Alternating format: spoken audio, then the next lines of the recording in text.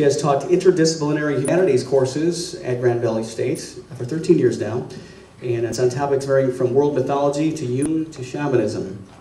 Maureen attended Pacifica Graduate Institute, where she earned a master's degree in mythological studies with an emphasis on depth psychology. She was awarded the GVSU Pew Teaching Excellence Award in 2012, which is a great accomplishment. And today, Maureen speaks on Towards a Living Mythology. Please welcome Maureen Wolverton. What I'm going to add to the discussion, I'm really excited because all of the wisdom that I've heard so far today, I think I'm going to try to help build on that and draw out pieces of that. And the title of my talk today is Towards a New Mythology. And there are really 4 questions that are going to underpin some thoughts that I want to share with you today. The first question is, why do we need myth? You know, some people might ask, haven't we gone beyond an understanding of a mythic world? Aren't we now past that? Haven't we grown out of that stage, so to speak? So I'm going to talk about why myth is important and kind of do an analysis of where I think we are currently with regard to mythic thinking and mythic structures. And I'm going to point out where I think we're kind of insufficient in that in our current culture. And then most importantly, I'll spend most of my time talking about how do we move towards a new mythology. So the first question, why myth? Why do we need myth? I think one of the most important things we need as humans is a psychological container.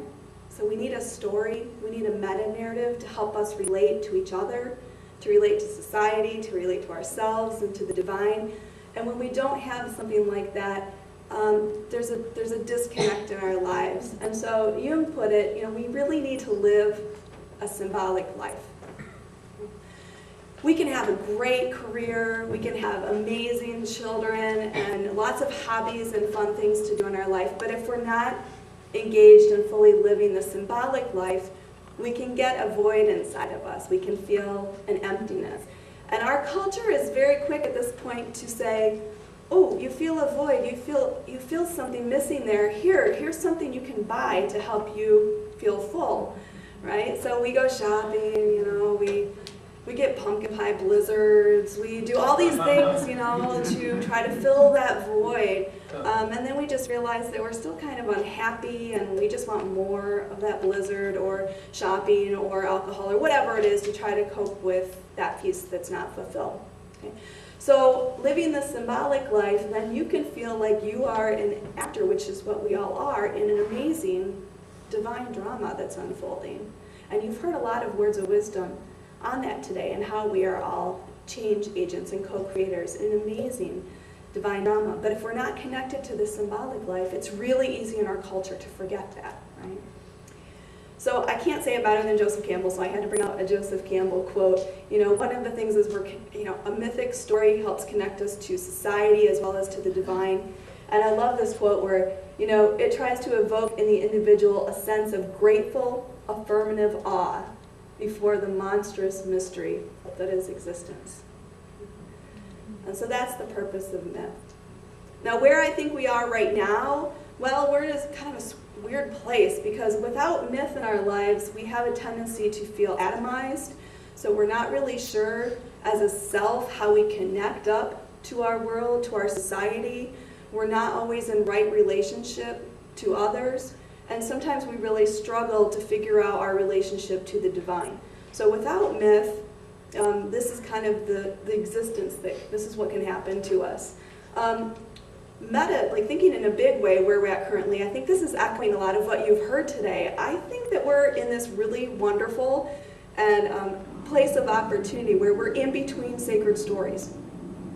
The has-been story, which I'm going to call sort of logos-centric, and I mean logos in the way that Jung uses it and Aristotle, where, you know, rooted in rational thinking and very much about inductive and deductive reasoning. Some of the other, you know, shadow sides of logocentric thinking is, you know, patriarchy, competition, hierarchy, all of those things that come with that. I think we're moving out of that story, but we're not quite fully into the next version or the next story.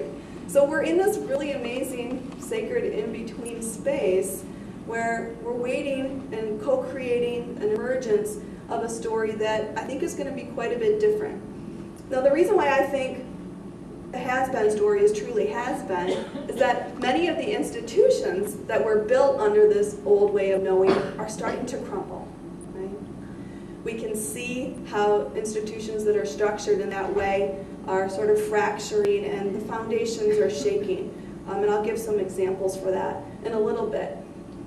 And then, so if those are crumbling, but we don't know what's coming next, we can imagine it, we can ask the question, what is the new mythology that will rise, that will allow us to be in right relationship with ourselves, with society, with the world, and with the divine?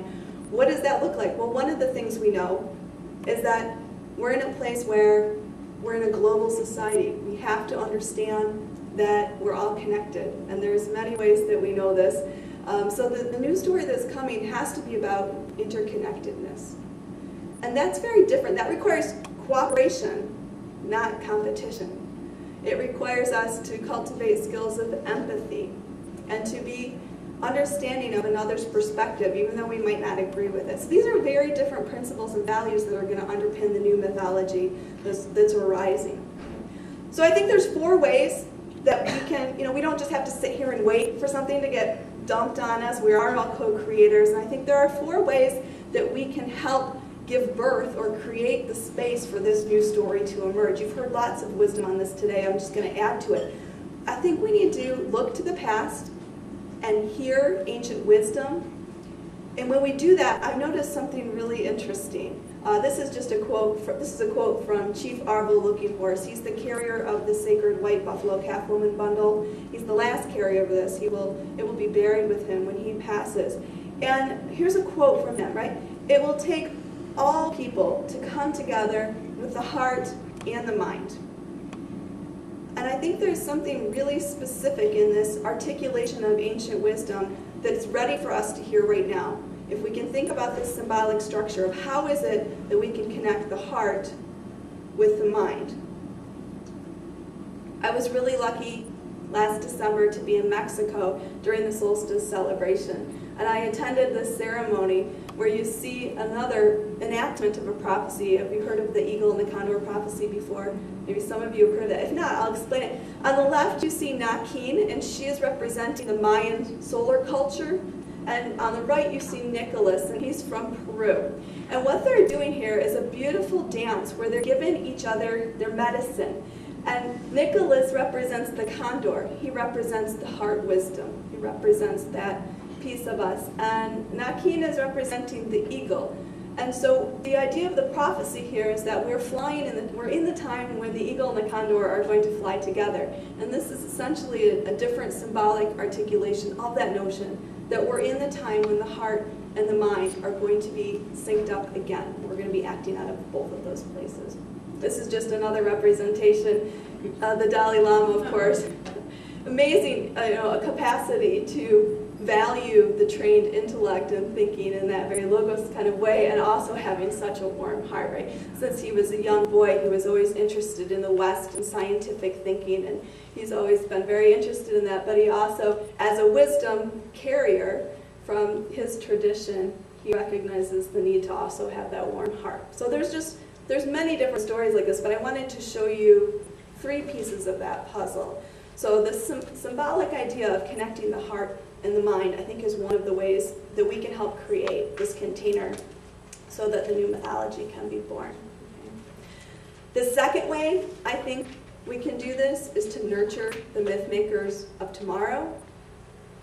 One of the situations is that, I work in education, and education and many other institutions were built on this old way of thinking that's now crumbling. So we have our children today in schools, and they're learning and they're memorizing and they're spitting stuff back. They're in rows, they're passively accepting information. It's an assembly line operation. Well, that was all good maybe in the era of the Industrial Revolution, when we needed people to go into the factories and sort of conform and do what they were told. But that's not the era we live in now. If you talk to business leaders, the number one thing they say they need from college graduates is innovation. They want innovators. They want creative thinkers. Well, if you want creative thinkers, you don't start from an education that stresses conformity. Okay? You need to ask children to question, not be unquestioningly devouring material and spitting it back, right? So this is just one example of how an institution is operating still under an old story and it's kind of falling apart. You know, there's been a lot of critiques of the education system lately. You know, some are good. And it's an indication that we need to really rethink the foundational structures of that institution and of many others, okay? So we need to encourage our children to be able to think creatively instead of cutting all those arts programs and theoretical kind of science-y things. We need to encourage those. And the other thing we need to do is cultivate empathy with our children, because again, if we live in this global society, we really absolutely need to be able to see from another's perspective in order to make wise decisions as a global citizen. This is the underpinning for Martha Nussbaum's work, and she talks about the role of literature in this process. How many of you have read a good book lately? So when you read a good book and you're reading these characters, isn't it amazing how you kind of can see these characters as if they were real, and you could really imagine yourself in that situation, and then sometimes you even get to the end of the book and you're kind of sad it's over, you know, because you miss these characters, right? Well, Martha Nussbaum argues that this is an incredible vehicle for cultivating empathy, and that empathy is an essential ingredient to acting in a moral way. So this is one of the ways, there's many ways to cultivate empathy, but especially through literature and the arts, really helps people of all ages, especially children, start to learn those skills that are going to be so essential for them as we move forward. Okay? So you'll notice I said, you know, nurture the myth makers of tomorrow, and then I have a little ... because also we need to acknowledge and honor the myth makers of today. And just one facet of that, there's many facets of that question, but one is this idea that I think we really need to radically rethink our assumptions about what our culture calls mental illness and what I call spiritual emergency. Okay? And why this is important is that, you know, when you look at a shamanic culture, the shaman would find their next apprentice as somebody who was maybe having a bit of a crack up. And they would take that person in because they would recognize that they're trying to walk in both worlds, right? I'm trying to walk in this world, I'm trying to walk in the spirit world, and it's really sometimes easy to get overtaken by that walk. And so the shaman would take that person in and help them learn how to heal themselves, the wounded healer, the Chiron. And then in turn, once you heal yourself, you can heal others, right? Well, what happens today when we have somebody who comes forward and is struggling in that issue? Well, we don't have a good container. We don't have a great way of holding the space for that person to go through that transformation process, come out the other side, and be a prophet, and be a healer. We don't have a great system in place. We have medications, right? Because part of the old way of knowing is to treat the body like it's a purely biological mechanism. We know that we are spirit and emotion and so much more. But our medical system is really focused still quite primarily on, not to say that medications are never the answer, but I think that we need to figure out how to create better containers to hold people in who are going through that process of spiritual emergence and emergency. The picture that you see up there is from Carl Jung's Red Book, and he went through his own spiritual emergency and crisis after his break with Freud. He really hit rock bottom, and he was super lucky to have a bunch of women around him to sort of hold this space while he was able to process what he considered to be, you know, all this content coming from the unconscious, while he was able to integrate that. And this is one of the images that I think kind of captures what that's like. So that's a big thing. So we need to nurture the myth makers of tomorrow and today. The third thing, you've heard a lot of great wisdom on this one today. You know, we do need to be a lamp unto ourselves. We do need to do our own inner work first before we go out and try to be a savior to others or try to heal the world. It's really important that we continuously work on our own self and connect it to this idea of the heart and the mind to cultivate a heart-based practice. And you've heard many different examples of this today. You know, mindfulness is an example, meditation, contemplative prayer, you know, walking in the woods with your dog. Anything that can help you shift into the fully present moment when you're opening from your heart place and you don't have your mind running around in circles. Okay? So cultivating your own heart-based practice, I think, is one of the other important steps of this. And then finally, once you do that work, then it's time to really only connect. You know, as you're doing your self-work, you can find others in community so you can shine brighter together. When you have a community of people like the Coptic Center, you know, an organization that is not rooted in competition and hierarchy, or you know, it's really a heart-centered place where people are operating out of their higher selves because they've done their own work. People can come together and shine and amplify and be a lamp unto others as well as to themselves. So those are the 4 things. I think we need to look to ancient wisdom, to hear the wisdom that's in the past. We need to nurture the myth makers of today and tomorrow, and then find ways to be more present in this moment, here and now, connecting from the heart to be a lamp unto ourselves. Then we can shine our light as communities as we move towards a new mythology. Bill was talking about climate change and how, you know, this is an astrological period that has to do with that. And I've been working with a small group of people, Sam Sachs, Lila Connors, Matthew Schmidt, Earl Katz, George DiCaprio, and Leonardo DiCaprio, in putting together some short videos about climate change.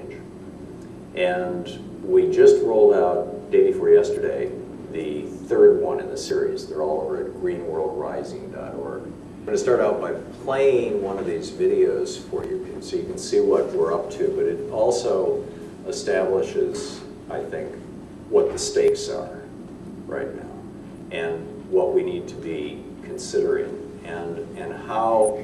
So then the question, and this is kind of the horrors of climate change, and then the question becomes, how do we deal with this with a spiritual response, as opposed to another Cartesian, another mechanistic, another, you know, or a political response. So this video, you can find this over at greenworldrising.org, and it's called Last Hours. There's a paperback book that I wrote that has this and all the source material and all the background information that you can find on, you know, wherever you buy books too. It's called Last Hours of Humanity. So here's the video. It's 9 minutes. We'll watch this and I'll talk.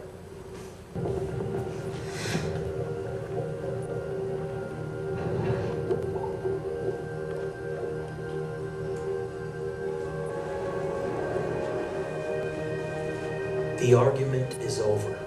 We are now in an era where humans shape the destiny of our planet. 97% of climate scientists agree that man-made climate change is real and happening right now. Geologists and climatologists are finding that a rapid climate event is happening right before our eyes.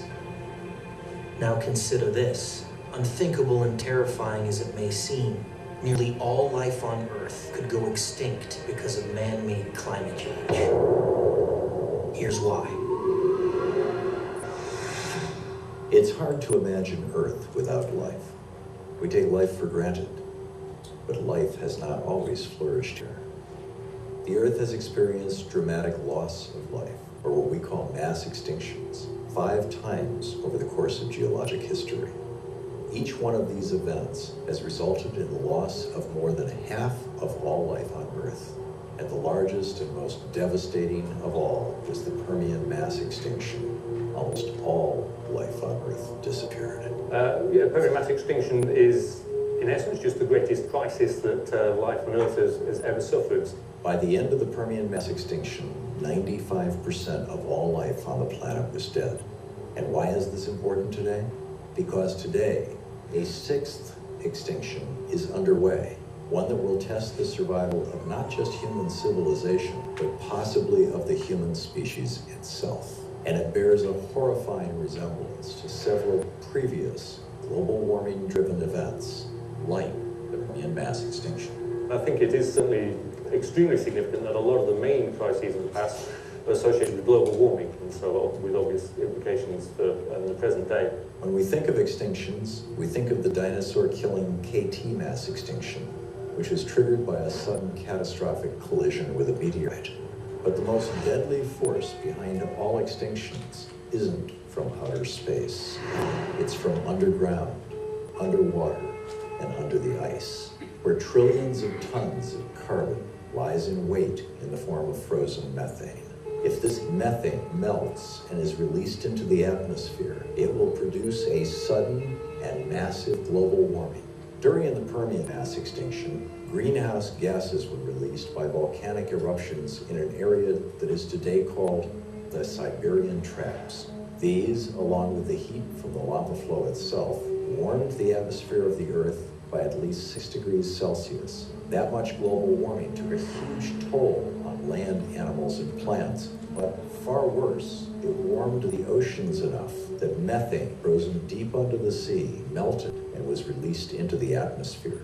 That enormous release of methane, a powerful greenhouse gas, pretty much doubled the level of global warming and killed off over 95% of all life, both on Earth and in the seas. It's a kind of a scary thought, but maybe one of the best geological analogs for the kinds of rapid changes in climate and CO2 in the atmosphere that we're going to witness now and for the next few centuries, especially, is this end Permian time when, as you know, that culminated in one of the largest mass extinctions that we know of. And of course, looking at these ancient events shows us times of global warming. And the atmosphere doesn't care whether the carbon dioxide comes from human activity or from a volcano. It has the same end effects. The numbers are very similar from some of the giant lava flows in Siberia. The amount of carbon dioxide they release is very similar to the sort of fossil fuel burning carbon dioxide release that we're doing sort of decade after decade today. Today, carbon dioxide in the atmosphere is above 400 parts per million, a level not seen any time in the history of human life on Earth. We are increasing CO2 levels in the atmosphere at rates far greater than any most rapid events that happened in the deep geological past. There is no precedent for what we are doing to the atmosphere. It is an uncontrolled experiment. As you warm the environment, that causes the release of more carbon, which is either methane or carbon dioxide into the atmosphere. That in turn increases the rate of warming, which releases even more carbon. And you can see how this begins to cause a so-called positive feedback, or just an ever-increasing amount of heating. At the end of 2012, the World Bank issued a report warning governments around the world that a 5-degree temperature increase is likely unless drastic action is taken to curb carbon emissions. And a 6-degree increase was, according to some scientists, all it took to pass a tipping point during the Permian mass extinction. There's a virtual scientific consensus that 6 degrees was all it took to initiate the PETM. In both cases, it involved massive releases of methane. We know that in the bottom of the seafloor, large parts of the ocean margins have methane in a solid phase. And what happens is that when you change the temperature, it can dissociate, or you can think of as melting this frozen methane phase. And so the idea is that during some of these events, we have some triggering or initial cause that forces the ocean temperatures to warm, especially in deep parts of the ocean. And then that dissociates or melts this solid methane phase, which then goes into gas, which can get into the ocean and the atmosphere. Methane is way worse than carbon dioxide. It's inert right now in the soil. It's not affecting anybody in any way. When you warm it, it becomes gas. Then it starts acting immediately as a greenhouse gas. So this is an immediate and very short-term threat to planetary civilization. The risk is so-called runaway greenhouse, which is that the self-correcting mechanisms cease to kick in, and you heat by a little bit, and you release methane. That then causes excess heating, and you release more methane, and so it goes on. The sea ice is disappearing very fast. It's the biggest, most rapid single change in any aspect of the planet's surface. When the sea ice retreats, as it's been doing, the shallow shelf seas warm up, and this warm water extends down to the seabed. The seabed warms up, it releases the methane, and you get plumes of methane coming up, and these have been seen by expeditions that go out to areas like the East Siberian Sea. We're seeing just big areas of massive bubble plumes of methane coming up to the surface, and that's starting to increase the level of methane in the atmosphere. That's probably the biggest issue that we face. Sea level change is a big one, too, a very expensive one to manage, but the methane release from the tundra, once that gets underway, we reach a point where we lose the option of having an effective mitigation strategy. We can always abandon the coastlines, but if we activate enough of the carbon reservoir in the terrestrial biosphere, that becomes unmanageable. So that's unfortunately kind of a doomsday scenario that our trajectory is pointed to.